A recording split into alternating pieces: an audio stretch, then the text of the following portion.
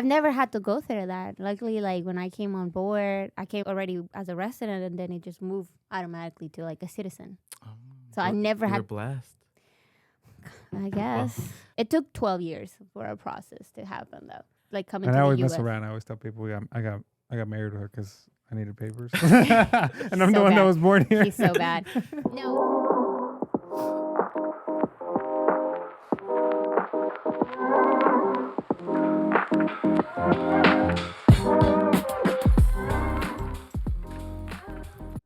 Hey guys, welcome back to another episode of KBTalk. Today we have a special guest, Marcos. Hey. Hey. So yeah, today we'll be talking about something very, I guess, close to me, as I'm the only immigrant that actually came to this country, as you guys were born here. Although, babe, what is that you say all the time? I married you for the papers. Of course you did.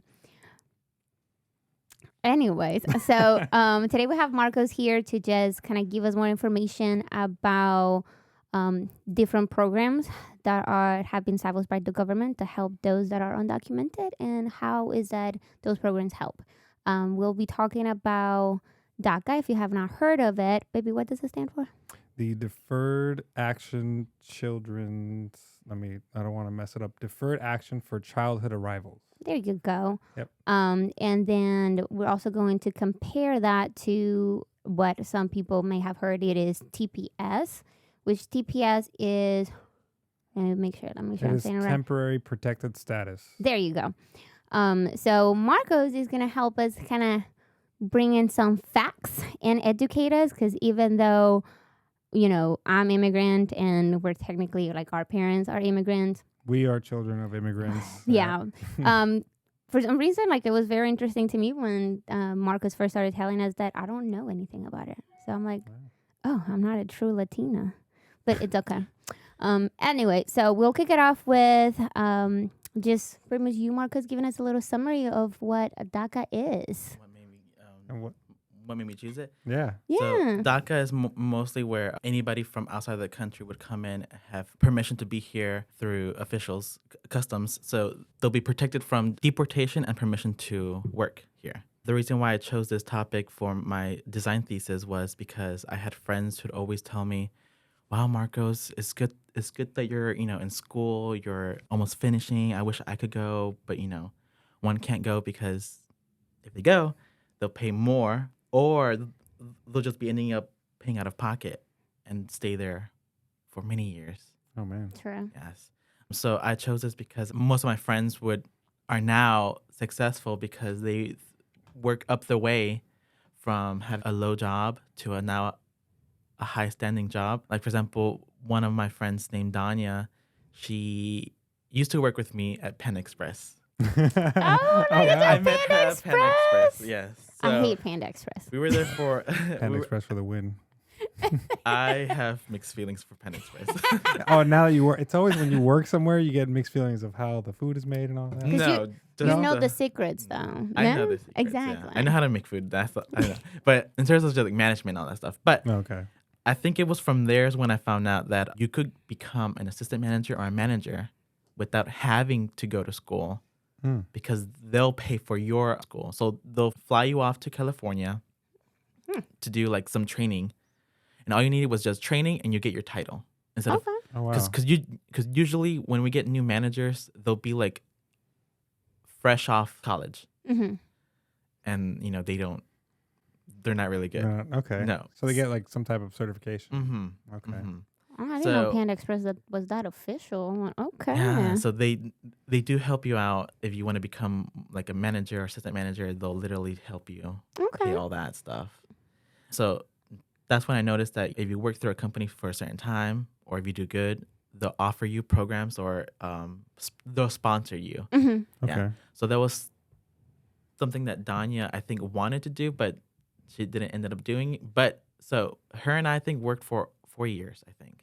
Okay. Okay. I think she worked for 5 years, but then she managed to land a job for animal control by Charlotte Police Department. Okay. Oh. Wow. Mhm. That's cool. So I was so impressed. I was so happy for her, and I think she was there for some time, and I think they offered her a training certification. So now she's no longer at animal control. She's now working for the police department at downtown. Oh, Cool. slowly moving up. All Yeah. right. So we got connections. That's what you're Yes. telling me. Yeah. So Donnie, I'm about to hit you up next time I get pulled over. and thing with my best friend too. He used to work all these just like jobs that people don't want, like customer service jobs. Oh, okay. So with Amazon, he's been with Amazon for so many years that he was started moving up.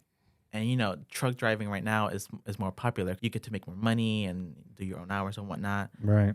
But getting a CDL license is also pretty pricey as well if you're doing it on your own. So it's best to have someone pay it for you. Yeah. And Amazon does that. So, It's good to know. but they don't tell you that. You got to tell them like, hey, I'm interested in doing this. What can I do? Hey, no worries. We'll get you. Yeah. Okay. Gotcha, okay. Yeah. They also pay for your school too. Just depends on the programs that they want you to.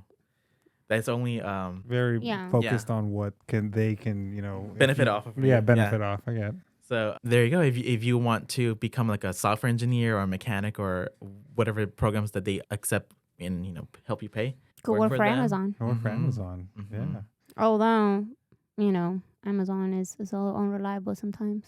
Yeah. So just kidding. No. Anyways, okay. So then, so they both are on DACA. Yes. Okay. Yeah. I assumed my best friend was on TPS, but when he told me that he was DACA, I was like, oh, okay, that's cool. Okay. So I was wondering, like, what the difference between DACA and TPS. Now that I know that TPS is more for like you're fleeing your country, basically a refugee. So now I know. Yeah. Yeah. So I have family that I have.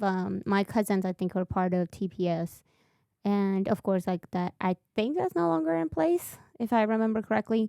But coming from El Salvador, which it used to be one of the, if not the most violent country in the world, it makes sense that people just didn't want to go back, and it was more of a fleeing like refugee status. But now it's different, and now it's considered one of like the safest countries to travel. It is. Oh well, It's like beautiful. We were just there this past year, and it was interesting. My friends go there, so a lot of things have changed. So then I think TPS went out of, like, I think the government just kind of took it out, especially I think it was definitely under the Trump administration. And I know he put a pause to DACA back in 18, I think, and back in 2020, it came back DACA, and Biden this time he put it into like effect or whatever. he did like a protective something. You can't touch it. And but that's how I kind of knew of DACA, because of all the controversy around it with the government taking it off. Yeah, and I was like, I didn't know anything about it. I even had someone at work. I remember when that was going on, it was a very awkward interaction. Sorry to interrupt you, but I need to share this because I was like, I don't know where this is going to go. So years ago, I've been working at animal hospitals for a year now, and I had this really, really sweet old white couple, and they were very nice, little kind of blend, I guess you can say. They really I don't know, they had almost no personality, but their dog was there. We were helping their dog. I think it was like an annual stuff or vaccines and stuff. And then like the old man, before like we finished the appointment, I was like dismissing them, and he goes like, "Are you a dreamer?" And I paused, and I'm like, I don't know where this is gonna go. Is this gonna go south? Because I'm ready, or is it gonna be like, "Oh, I support you"? I don't know. So I was honest. I was like, no, I'm not a dreamer. I'm actually like documented. I'm a citizen, and I was just kind of very honest. But I did say, it was like, I was not born here, and it was like, it was so weird. That's when like the whole vibe changed. He like lit up, and he was like, "Oh my God, I support you guys. I'm here for you." Very like, just very nice. And I'm like, he was trying to be like, "Oh crap, did I just sound kind of racist?" But that's the thing. That's what I really thought, that it was gonna go down that road. So I wasn't like ready for it, and no one has ever asked me that before. And like I said, DACA wasn't really a big topic for people to talk about. And I think like, although the Trump administration, in my opinion, sucked at running the country, let's be honest, it did bring a lot of like important issues to light that a lot of people like were not aware of. Like I wasn't aware of DACA being a thing or even TPS. Like I didn't know any of those stuff because they didn't apply to me. And even then, like, I mean, I kind of got to just touch the surface of things. So when you came to us about, you know, your thesis and trying to bring awareness to DACA, I was like, oh, I remember when like I had that weird interaction and I had no idea what I was talking about. I know, I was just like, I'm about to fight this old man. Let's just get ready. Let's square up. But it didn't go that route. So it was a good interaction. So yeah, I mean, I've been confused. I mean, I guess it's hard for people to know whether you are a dreamer or not. Yeah. But I have had that question asked before to me. And I will say that was like the first time I kind of heard about it. And then now I'm hearing about it again. Yeah. So now, how is DACA now? Like, can you just explain to us a little bit about what is required for people to qualify for DACA? How does it work? One of the first qualifications is that you have to be under 31 years old. Oh, okay. Okay. Yeah, I didn't know that until I did research. But 31 years old. Yep. I think you also have to. You have to have been in the U.S. when you were under the age of 16. From what So I see. to DACA e- applicants. So to enter the U.S. before Yes. you're 16. Mm-hmm. Okay. Is there a specific way that you enter? I mean, many people enter it differently. Well, remember that. Which president was it when it was happening? When they were letting kids cross through the borders? It was Obama. I think it was I think Obama. it was I Obama. think it was Obama too. Either you would have to do paperwork to apply to get Mhm. through, Mm-hmm. and then or they'll just let you go in. I think, Hmm. but mostly you would have to go through a process. Okay. I mean, from what I have here listed, DACA applicants must be or were under the age of 16 when entering the U.S. I didn't mean to interrupt. I'm sorry. Okay. Must be under the age of 31. You did your research, babe. I did. Show it. As of June 15, 2012, didn't have a lawful status on or before June 15 of 2012. Have continuous residency since June 15th of 2007. These are like, this is as of a year ago, like what is required because That's a lot of requirements. there's a lot. Are enrolled in school and have graduated or completed high school.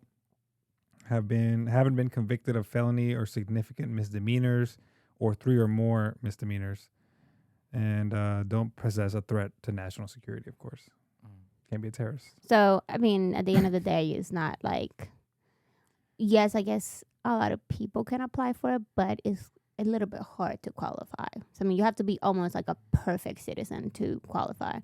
And I don't think I can say the same about Americans. I wouldn't say like Americans are like perfect citizens, although they were born here. This is why you always have to finish high school Yes. that way, because I know a lot of people who dropped their last year Mm-hmm. and they were this close to get their either residence or Some type of status. yes. So, but and I had friends who would just drop the whole thing like a few more weeks before they could finish to get their diploma. They just drop it and they just Yeah. and they get I think defaulted. I think that's the word. Oh, Or Huh. disqualified. disqualified. There you Okay. go, disqualified. Yeah, because Yeah. you didn't complete high school. Yeah. But I think if you get your GED, you can still get it though. Okay. Yeah. Okay. So there's still ways. There's still ways to still that would apply. And also, not many know that people would assume that when you're under DACA, you can't really travel outside the country. But Oh. you can. You can. Okay, I You did not can. know You can. that. But is it like to But it has to be, it has to be either work-wise, Okay. Okay. school-wise, so you could study abroad. Okay. And be Oh. under Yeah. DACA. And also, what are those called? Humanitarian trips, Okay. like, church missionary trips. Gotcha. If you're Mhm. part of that, you could Gotcha. travel. You just got to get permission, though. Of course. Okay. I so- learned that I didn't know that until my mom told me. I asked her. I was like, Mom, is it true that when you have like say if you just not got your residency and you can't really travel, or when you're DACA you can't really travel? Is that really true? She was like, no, you could literally travel anywhere. You just gotta ask. In this country, you always have to ask permission. Mhm. Okay. And then she mentioned like, why do you think I was able to go across the borders with you guys? 'Cause I was when you were babies. You were with me, and obviously, with kids, they need their parents, their mother. Mhm. So Mhm. she would get permission crossing the border Back and forth. back and Okay. forth with us. Interesting. Oh my So with god. DACA, if you want to study abroad, you could literally just study abroad. Okay, Yeah. so it really does open a lot of doors for Not many know that. people. But I didn't know but they that. won't tell you Mm. unless you go online or do your research. So technically, I mean, although it's not very easy to get DACA, I guess if you do get it, you do get a lot more privileges than you think you're getting. That's pretty. Mhm. Actually, that's kind of cool. I'm glad that But you still pay but you still pay out of state tuition though, which You pay out of sucks. state tuition. okay. There's a fee. There's every 2 years you got to renew it. I saw it's like I think almost $500 or something, or $300 for the application fee. So just the application fee? Just like the application. So that doesn't. You gotta pay for the lawyer and all yeah, that plus stuff. the lawyer. Like there's other stuff that they make it harder. But they also, some people don't know this. I know that from research, they do get social securities. You get you could get a driver's license, kind of like you said, and which I personally didn't know. Oh, that's Yeah. interesting. Yeah, I mean, I had They no still- idea about this. Yeah, they pay taxes every year as well. They pay taxes but don't get anything back. Are you some, serious? Some, not all, but you know. Look, if Just- I'm doing my taxes and I get no tax refund, I'll be pissed.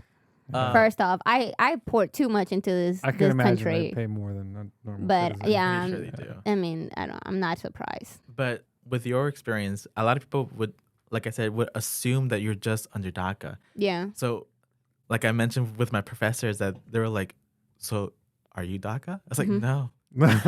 I mean, it is a very touchy subject, so I Mhm. will say, They would apologize, but I was like, "None yeah, taken." there's But at really least you nothing to asked. apologize, but there's definitely is a little bit of a touchier subject for those that are actually in DACA because they don't want to make their status publicly known. So I understand. I mean, yeah, there's no way for people to know unless they ask you that question. But at the same time, it's like you're technically not forced to answer that question. Mhm. Mhm. So it's very much like the HIPAA laws with like COVID and stuff. Like it's like if you're COVID positive, you're technically not required. Whoa, we got a surprise guest, guys. Saber. You're technically not required Put to him down. disclose that. You can just grab him and put him down. Yeah. Special guest. Special guest Saber. He's very passionate about this topic. I know. Okay. The first time he's ever done that. True. But yeah, it's interesting that you pretty much had the same experience where people ask you that. Mhm. I had it too, and I mean, it only happened once, never again. But I mean, which it is fine by me. But I was like, I don't know what this is about. So it's not. I would have loved to known a little bit more about it when it was such a big deal during the Trump administration to kind of help educate people more, because even I like now as I'm learning from you is like, wow, I was very ignorant on something that is so close to home. Yeah. Mhm. So it's very interesting how I love the fact that first off that is still in place now, but it is such a big deal for those people that do, for the dreamers that do have DACA. I feel like without DACA, yeah, like their lives just technically stopped.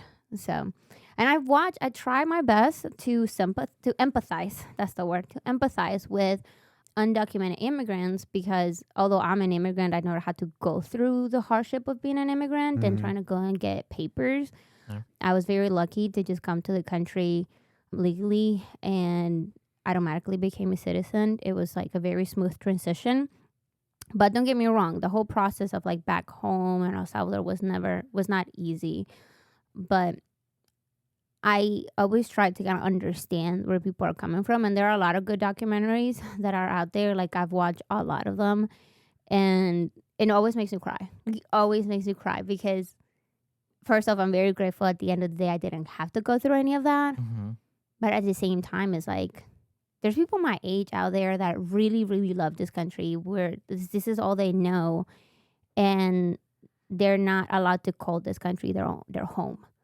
And it's very tough. Like, I will hate to be in that position where it's like, well, this is all I know, but I'm not welcome into the only thing that I know. So it's nice that DACA is in place to make those people feel like, they do belong here. Like, they do pour to this country. And the reason why people come here is because this is supposed to be one of the greatest countries in the world. So I do like the fact that that is in place to help those that don't have any other options, but And they just are call this protected home. too. so that's the best part now. So I didn't know now that he implemented that. It's yeah, pretty much. Yeah. untouchable now. Yeah. Because I did mention to the people that I had to explain my thesis that it was still going. It's still a debate of whether or not to keep it afloat or not. The DACA. Mhm. So my professors were actually worried of me interviewing people Mm-hmm. and exposing their identities. Oh, okay. And I'm like, no, it's okay because DACA prevents them from being deported overall. Mm-hmm. right. And then we're like, but you just mentioned that it's still going a debate whether or not it should stay on or stay out. And I was like, usually there's always a debate like that, but at the end, it's still on.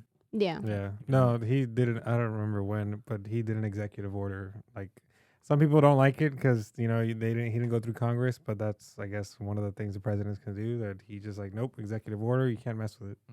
True. Mm-hmm. So But Good for Biden, even though people don't like him. But he's something else. That's another rabbit hole. That we can yeah, go I would down. say like let's not even touch that subject because I do Yeah. have my own opinions on that, and Same. some people may or may not agree, but just like everything that we talk on this show, like there are a lot of controversial A lot stuff, of controversial stuff. and you yeah. just kind of people just kind of get like what we think about it. So far, I mean, what would you say? Like, you clearly know people that are dreamers. How have they like kind of explained their experience with you? Pretty much what they have gone through. What is something that you wish people knew about dreamers?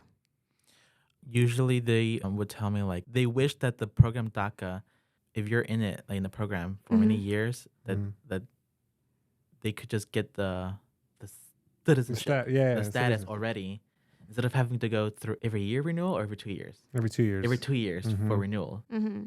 So, but they're just happy that they're here though.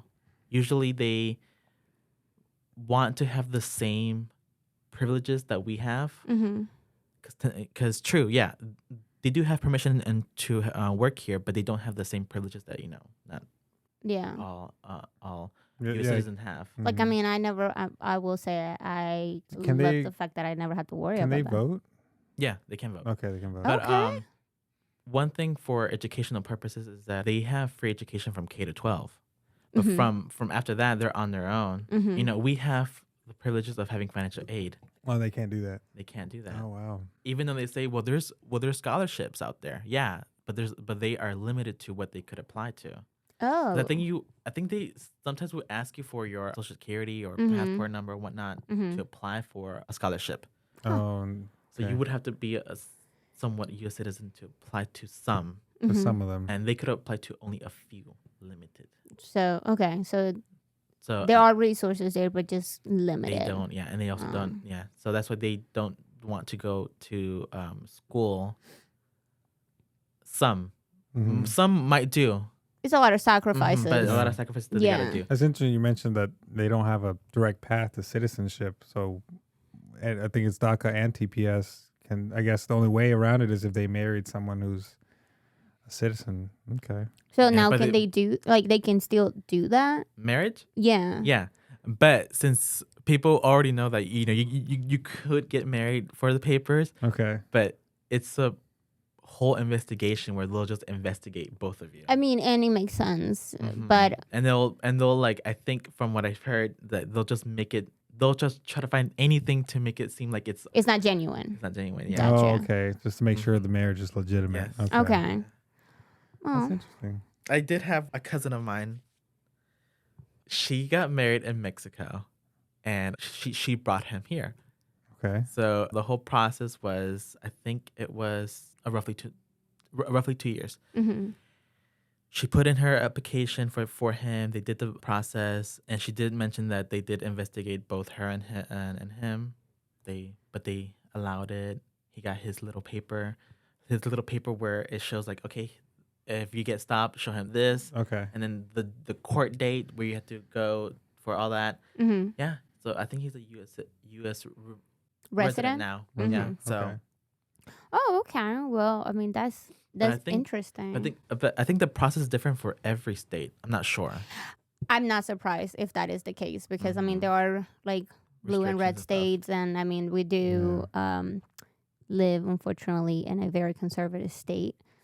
So I'm sure that just like they make everything else difficult, of course they have to make that difficult. I mean, just if you are anything but a white heterosexual male, you're just having a rough time in these red states, period. Let's be honest. So I'm not surprised that, of course, they're going to just nitpick everything that for the groups of people that technically don't apply to them.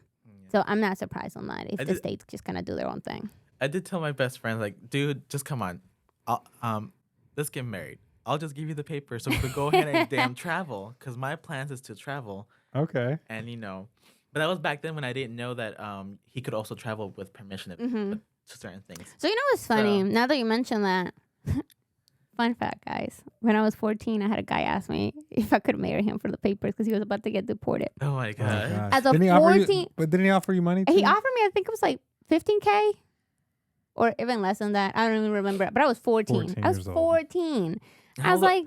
And how old was he? I think he was like 17 or 18. So he was still a teenager. Not if he's 18. He's an adult. But he's still 18. Teen as a teenager. But yes, legally, you're right. You're an adult. But anyways, I mean, there was no way that my mom was going to allow that. And I was like, what the hell? Dude, I'm a kid. I'm a child. There's no way I'm not about to be a bride, like a child bride. But yeah, I did have someone ask me that, and I was like, this is awkward. Anyways, he ended up getting deported. Do not accept cash offers, or if people offer you money for the papers, don't do it. Just don't do it. It's not worth it. It's a felon. It's not worth it. It's a felon. It's a felony. So no, don't. But yeah, that was very interesting thing that you mentioned. It's like, yeah, you would marry your best friend. I mean, and we do think about that, and we'll say that is a very common joke that goes around in the communities, like the minority communities, where you're trying to help one of their own. So I will say it is not uncommon. Just like you mentioned, babe, you married me for the papers, although you were born here. Anyways, don't tell him. But yeah, I would say like that happens. That was the first time I ever experienced that. I was like, oh, this legit happens, and like people really go through marriages for them to stay. I mean, it sucks to come down to that. I can't imagine having to pay a random person you barely know just to be like, yeah, just help me get my papers. Like it sucks. But there are other ways to do it. Just like, I mean, if you are a productive citizen and you port something to society, then definitely you can do DACA. There's something else I was watching a news video article where if you're under DACA, but if you leave without permission and then you try to come back and then you try to reapply for the application, you're banned from the U.S. for like 10 years. Oh, wow. The specific one that I was watching was a man. He was a contractor, successful in the States. And when he went to reapply for his application, for some reason, at that moment, it popped up that like his mom, as a 2 years old, took him out of the country without him knowing. So he was out. Like they left him for 10 years. And his wife was here, his kids, and he was the only provider because he's the contractor. That sucks. Wow. Mm-hmm. Damn. You know what's scary too? When they give you that castigo of 10 years, we're like, yeah, okay, well, we'll give you the papers, but you got to go back to your home country for 10 years. I have heard that, yeah. Apparently, it's a lie. Like if you do go back for 10 years and you come back, they won't let you. They won't let you. It's not like they're. It's not. I think it's just I want to say a trick, but I heard a story from a family member that it happened to somebody from a hometown. Like he applied for U.S. citizenship, and in his record popped up saying you came here illegally one time and got deported. So your term is 10 years to go back, and then when you come back, you'll be pardoned. 10 years passed. He tried to go back. No, they wouldn't pardon him. Oh man! Wow, that's crazy. Now, let me ask you this: for DACA, for like dreamers, technically. So if they do get approved, they go through like they do every step right. I mean, they pay and they get everything. Are they marked by something? Like, do they get same social securities as like citizens, or do they look different? They look the same, but I think from what I've heard is that the numbers Like they're marked differently, or like they start differently. They start differently. They actually might say up top, because if I remember correctly, when I used to work at the the store, and they would come in and try to get phones, it would say, if I'm not mistaken, it would have the number, name, and everything, but right at the top, right under where it says Social Security, it also says, I think it's like work permit or work or tax something. Oh, okay. Yeah. I saw that, and my best friend, he just has it up in his wall, and I'm like, dude, take that out because people might. I know, you take a photo of it. he goes, nah. Oh well, good for him. Like, I don't even got good credit. But what you mean? they are marked with the whole. This is only for work permit, nothing else.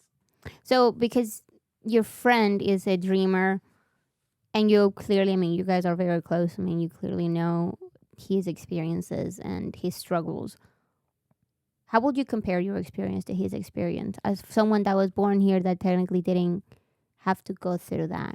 Good question, because I see all of my friends who are dreamers very successful. He has his own house now. Good I think for him.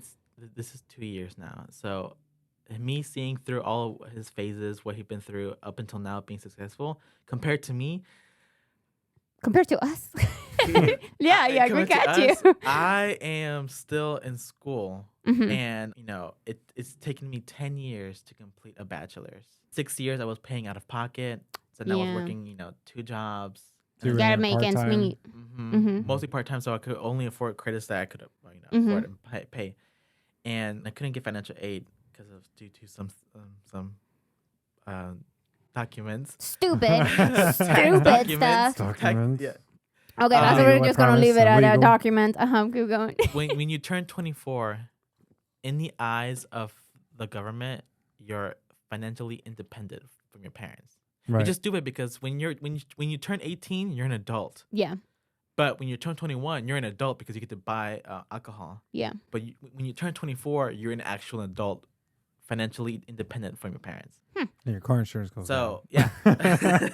True. So when I hit 24, I applied on my own for financial aid, and I stopped working, became full-time student.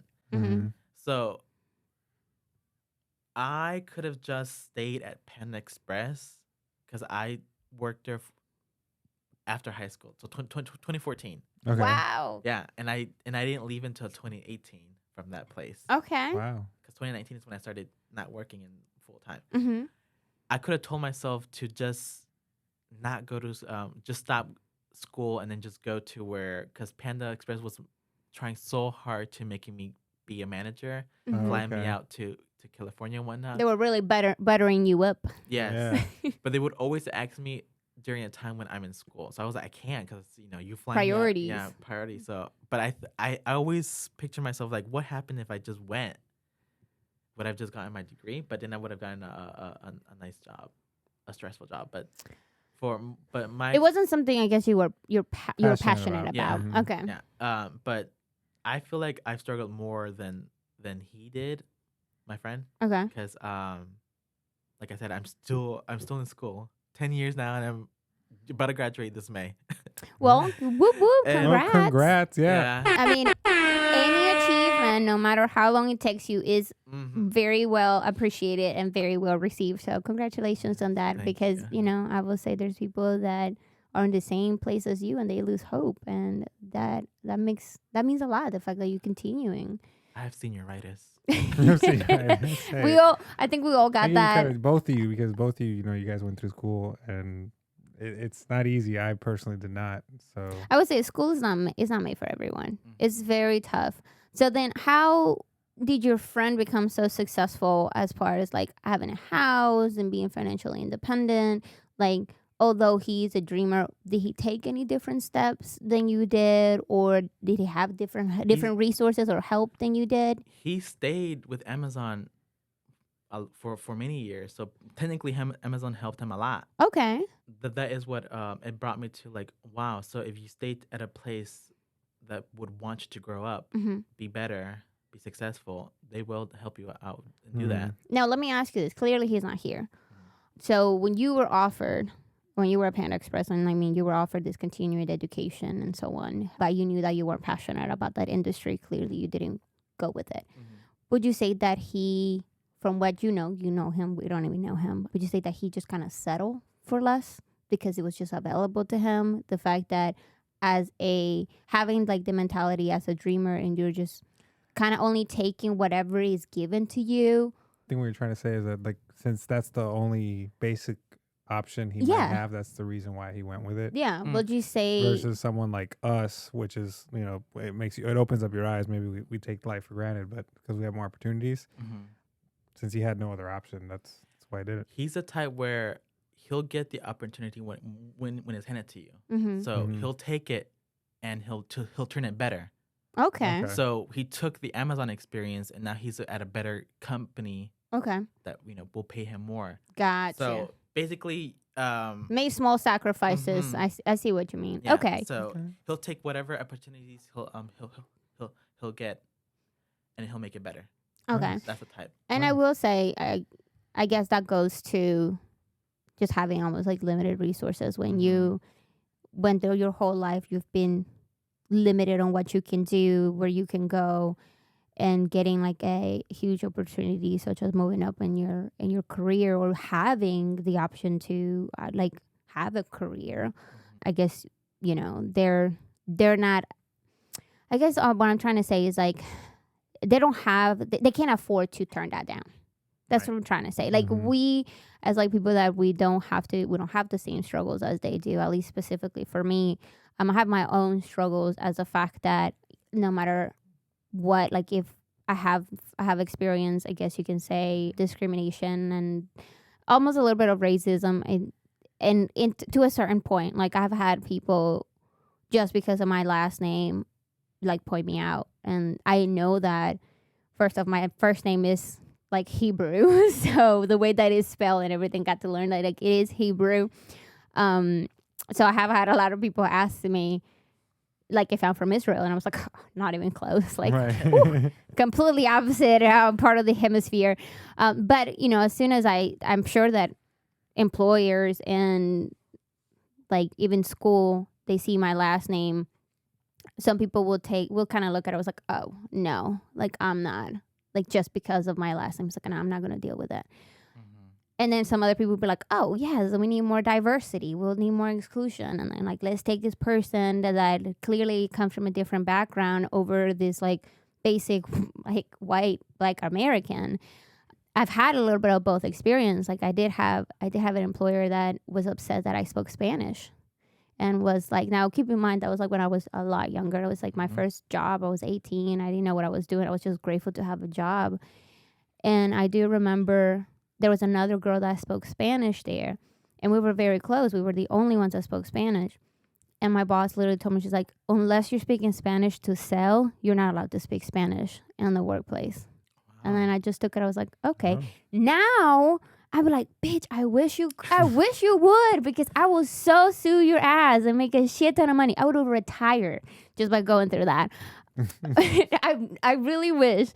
But clearly that doesn't happen. But now it's very different. Like I'm having kind of like the opposite, almost like the opposite reaction from people. Like when I was in school getting my vet tech degree, my teachers and like the coordinator of the program was very excited to have someone that wasn't white, because most people in the veterinary field are white. And she was very excited that the fact that I was, you can say, a minority. So she even asked me, she's like, can I take some pictures of you? Can we put pictures of you on our website? And can we like just have you be like the face of the program or something like that? And I was like, okay, that's a weird thing to ask. And at that point, at that time, I was like, oh, maybe because I'm a good student. I take things very serious. I was in that program for, I was committed. And I couldn't say the same for my classmates. But then I noticed she asked the other minority in the class, it was just like light-skinned girl. And she asked her to do pictures with me. And I was like, I see what you're doing. I see what you're doing. You're extortioning me for my looks, for my background. So I just find it really funny how, is like things are kind of shifting a little bit. Before we weren't almost wanted, and now we're getting a lot more people just to kind of be accepting of us, and now we have programs such as DACA, and then we have programs such as TPS that we're able to help people from different backgrounds, to pretty much port to society in a positive way. I mean, at the end of the day, I'm not gonna lie. There's always gonna be bad people from every single race and every single ethnic group. But that was a very interesting. Interesting experience from my Now, point. do you have any additional? I know we kind of took over. Sorry, but That's fine. more questions? Something We else? do this a lot. Yeah, we do this a lot. It was So you good. can tell we just kind of keep going. Connections also help out to get more of yourself out there. Okay. So I learned that I used to work for this security company, the same security company that my best friend referred me to.